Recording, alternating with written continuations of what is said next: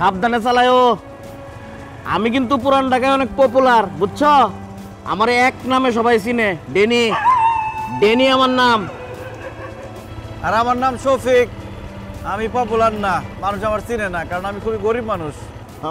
আচ্ছা, গরিব হওয়া খারাপ কিছু না।